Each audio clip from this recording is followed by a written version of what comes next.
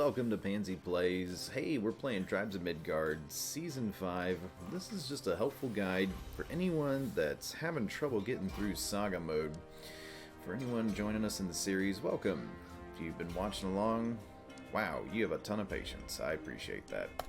So, let's, before we get too far into it and jump off into it, in the previous videos we talked about getting your armor set, figuring out your build, what you want to do, your play style, decided by one of the 8 classes, figuring out your weapons, whatever you want to run, and how to optimize that is what we're going to talk about here real quick. Actually, we're not going to talk about it. We'll talk about it later. That'll be a different video as far as personalization. We're going to talk about in this one just kind of a general rule of thumb regardless of what you play. So we'll talk about starting kits. For me, I think there's exactly, well, this is all for people just trying to clear it, not any speedrunners. I'm so sorry, Furl and Arya. I know y'all love to use actually good stuff. But the 3 that I'm going to recommend to start with is the Villager Starter Kit is rock solid. You start ready to fight. You're just ready to scrap. You don't have any tools, but you don't need it because you're just going to go clear camps, and that's pretty much all you need. My personal favorite that I always go for is the Harvester Starter Kit. Because with this, I can start any other class. With the pickaxe or the hammer, I can go build the weapons really quick, and I get one of the most helpful runes in the game is the Lucky Loot rune.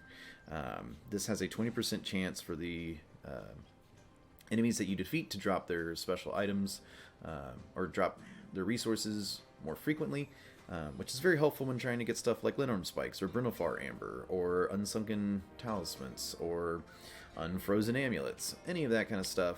I just love having Lucky Loot Rune just to help me gear faster. So, Villager Starter Kit, if you plan on just using Sword and Board and you just want to get the gear, but otherwise I really like Harvester Starter Kit because I can't guarantee the rune. I'm also a pretty big proponent just in theory crafting. Runes are a better way to start most of the time because those are random and you kind of take out some of the variability. Villager Starter Kit, if you think about it, that is 6 pieces of leather, 2 pieces of wood, and 4 pieces of iron that you're saving time. In the long run, that's not a whole lot of anything. That comes up fairly easily. But runes, on the other hand, you can't guarantee those drop. So I know that the pickaxe and the lumber axe take a while, or don't take long at all, but the Lucky Loot rune's the reason I run that kit. Something else that's worth considering is the Feral Starter Kit. That's if you really like hammers and you just want to do a ton of damage. You get the Nothing to Hide rune, which is really helpful for doing damage early, and you get a pretty nice hammer to start. Allows you to take on some toughies to start. So it's a fun one if you like run around like that. Builder Starter Kit has some merit for getting up quarry quicker. Extreme conditions are also really nice because it helps you get into fire or cold areas, but as we've talked earlier, it's not super tough to get in the fire area. And the cold area, you really probably shouldn't be in there unless you're trying to get ice armor anyway. So just for optimization's sake.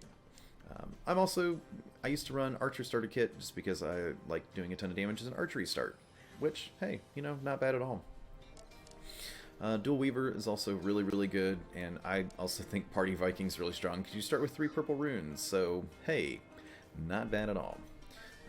Technically, if you wanted to get an instant quarry up, you could do the Soul Master plus the Builder, and y'all can combine and have quarry on day 1 with you and your friend, which we are about to talk about why that's important.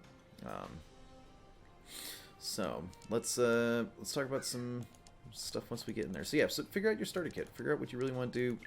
I think for the most part, Villager, if you don't know, just go Villager. Harvester, I think it's my personal favorite. And if you're into speedrunning, Twin Knuckle, and you should know why. But if you're speedrunning, I don't know why you're watching this video. Alright. Anywho, let's load up, and we will go over why the core is important, and kind of get into just a little bit more about the village. We've talked about the biomes, we talked about getting gear, we talked about some of the people in the village. I guess in hindsight, I probably should put this one in between here and the biome. So, yeah, whoops. Well, anyway, if you have questions about that, we can take a look. Alright, so let's talk about just kind of what's going on here. This is the Sanctuary. This is where you spawn or respawn when you die. Every time you down an Ancient, they will light up. And then once all 4 Ancients are down, this gateway will open, and that is where you will go to finish the saga and have a quote-unquote finished saga run. As soon as you spawn, to the south is your village, where you will need to go visit to do a bunch of stuff. It's the village. It's kind of HQ. Each of the 3 gates are defended by a very strong gate and 2 archery ports where you can build an archer tower with the correct amount of materials, which we will talk about here in just a second because it took me a minute to build up. Wooden board, cut stone, wrought iron. These 3 are very important. They are refined resources. Cut stone, wrought iron. You will run out of cut stone pretty frequently. Wooden board, less so. Same thing down here. You have the same ports of archer tower, gate, and archer tower. So, and then same thing in the top left, archer tower, gate, archer tower. Alright, so in the center town is the seed. That's what this whole thing's about. If this is ever attacked, there's something going terribly wrong because base is super easy to defend in a solo game. Either you left a gate open, tut-tut. Inside here is a bunch of cosmetic stuff with this magical golden altar, which will just randomly generate runes. You can pretty much play slots for runes once you have too much golden horns to spin. I don't recommend doing this unless you just really need a bunch of different runes or have too many golden horns and don't need anything else. When you're playing early, get all the cosmetics done first, or not cosmetics, the accessories, weapons, and armor first, and then you can start burning up on whatever. This is if you want to adjust some of your cosmetics mid-game. You can change that as if you were in the menu. Okay, I've neglected it a bunch, but this is a critical piece of the game. This is the quest board. The quest board gives you a series of quests where people want to have things done for them, and they will give you a certain amount of rewards. So on one hand, you're like, okay, cool, it's kind of neat. But there's 2 reasons this is super important. The first one being quest fragments. You got to do quest fragments in order to get into Fenrir, which we'll talk about in getting into Fenrir here in a bit. But if you want to get the first Ancient done, you need quest fragments. The second thing that's important is it allows you to skip some stuff. Because you'll notice Alva's Hammer 1, Ember's Bow, Soul's Potions, Sigyn's Blade, Healing Brew. For the most part, you really don't care about the essences. If you're gardening in Saga, I have no idea what the rest of your life is like. It's a weird... You don't really need the maps. They're helpful. The outpost maps, the hideout maps, lair maps, you really honestly don't need them that much. They're not super like, oh, I need to get the maps. You shouldn't be doing quests for the maps. So pretty much ignore the bottom 2. The top 2 are going to be exact same between souls and fragments. Really, the main thing you're looking at is the middle 2. So like Immunity Elixir, that roughly doesn't do anything. Alva's Hammer, hey, if I'm running a hammer build, that's great to see that I can skip straight to Alva's Hammer just by turning in 20 fur. Oh, Ember's Bow and a Soul's Potion just for getting rid of White Goblins? Easy peasy. Get rid of a Docklefar Witch and get a Sigyn's Blade and a Healing Brew? That's a really good deal. So look through these. Some of these are really easy to pick off and gives you a nice jump. Donate a fish platter to Vigdis. For Satyr Pants and Sigyn's Blade 2, it's a really, really good deal if you're good at the fishing, or if you start with the kit that starts with fishing and just hope that you get this quest. It's a nice skip. Utgard Bow 2 and Utgard Skegax 2 is amazing because that's 2 blue weapons for 3 ancient cores. Granted, Ivar can be locked behind the Ancient's bridge going over to Fenrir. It kind of stinks, but don't sleep on the quests. I sometimes even have my entire build revolved around what the quest is that I have to start with. Because sometimes there'll be stuff like the Alva Spear, where I don't have to go fishing, and I can just get the spear. And I'm like, well, this is now a spear run. So, yeah, depending on what your build is, you may be looking here and go, oh, cool, I can skip a bunch of stuff if I just do this, that, or the other. I will say there are a couple of traps to be aware of. I wouldn't spend too much time doing the fish platter just because you got to go fishing, and that's kind of a weird thing that a lot of the resources you dump into fishing you probably won't use ever again. Rebuilding the farm to get the rusty shovel is not a good use of resources for a Raider Axe 3. And if you just need it for the feral mitts, there's easier ways to do that. It's a lot of resources to get, not a whole lot of stuff. So that isn't exactly a cost efficient.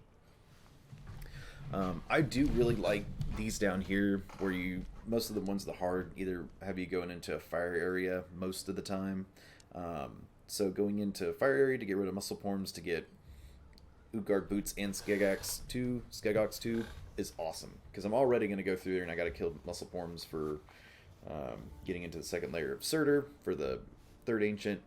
So it's already going to happen. Might as well get some quest fragments and get some free ice gear. This is also really nice too, getting a shield and a blue hammer just for clearing the hideout, which I was probably going to clear a hideout anyway. Unless you're trying to do stuff quick. So don't sleep on the quest board. Critical, critical, critical. Game changing. We met Dagny earlier. She heals you. You talk to her. You can upgrade her and she'll heal you more. If you're doing it right, you probably shouldn't use her too much. Good old Steiner. It's where you make weapons.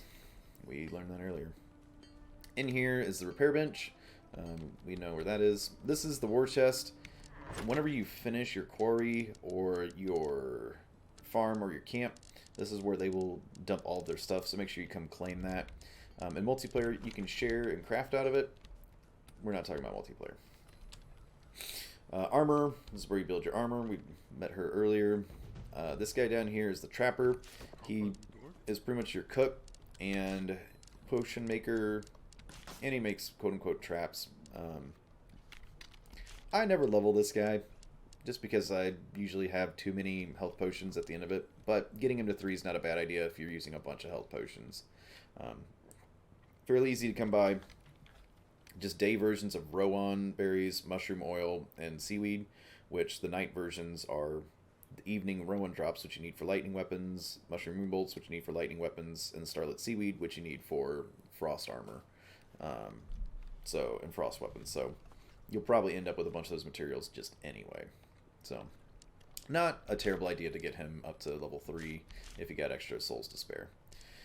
Cooking, enjoy if you're into this. I feel like it's much more of a survival thing than it is a saga thing, but there's some cool stuff in here. Take a look, and if you want to farm and get this, by all means, enjoy that.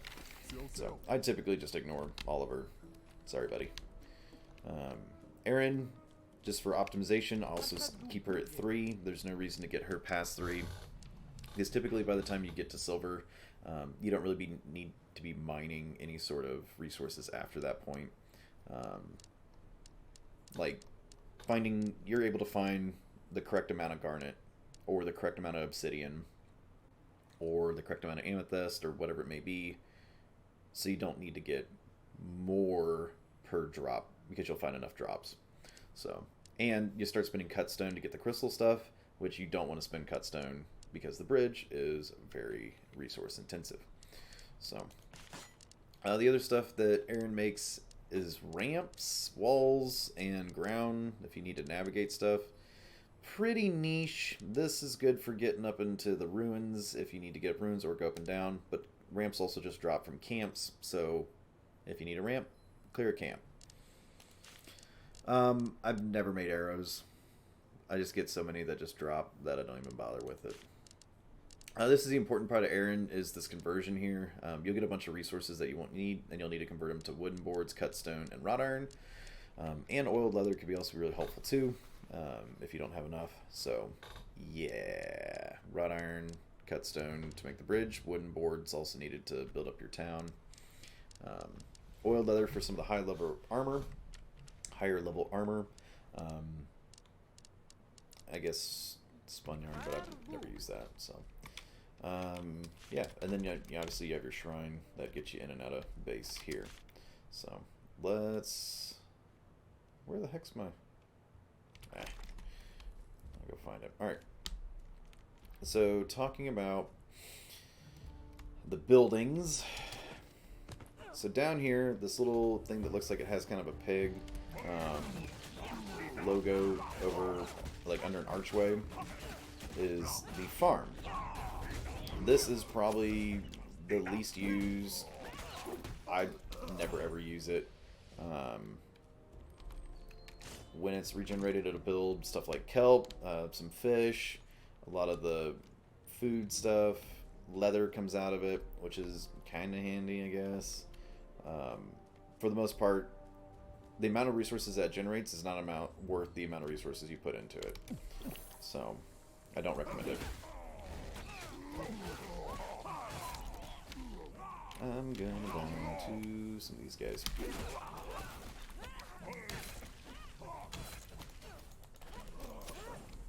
Alright. Here is the lumber yard. Oh my goodness. I'm trying to do a tutorial. Alright, here's the lumber yard. It is marked by this tree under a shelter. So that is a generator that will generate wood, branches. That one's really helpful for keeping your base alive in the later days, because you will need those wood and branches to make wooden boards. So that way you don't have to be farming trees, and you can spend more time exploring and adventuring. Not as critical in multiplayer, just because you can actually have people dedicated to harvesting. But in single player, I think it's really important if you plan on trying to last long enough, because you will need the base to defend itself while you're busy taking down ancients. So, and here is our best friend, the quarry. This is the most important piece that's out there. You have to have the quarry. You don't have to, but it just makes life so much easier, because it's just generating a ton of cut stone and wrought iron in the background, which you need for base defense, and you need for the bridge. Now, the bridge that I speak of, I don't have on the map right now, but when you're out exploring one of these lines, one of them will dead end into the bridge, and the bridge allows you to access Fenrir's area. So getting the quarry up sooner allows you to get the bridge up sooner. The sooner you get the bridge up, the sooner you can get Fenrir down.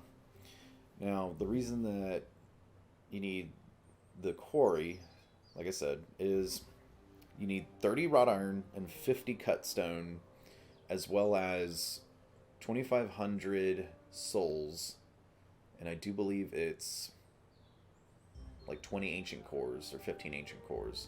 Pretty much, ancient cores are anything that has a yellow health bar, so by then you probably have killed enough enemies with yellow health bars, be it either farming Linorms or taking down Fosgrims on the islands, whatever it may be, or even Muscleporms out in Surtur's area, or Docklefar witches. You'll have the ancient cores. You'll be fine. So there it is. Just as a recap, within your base, you have lumberyard, you have the farm, you have the quarry. Don't really need farm. Lumberyard's helpful if you plan on lasting a while. Quarry's necessary most of the time. Within the base, you have your 3 gates, each with 2 towers. And then you have your trapper, which is potion maker, not super useful. Aaron, you want it 3. Steiner, you'll need it 4. And armor, you'll need it 4, depending on what armor you end up on is good enough for you. So thanks for watching. So stay tuned. Sail, sail.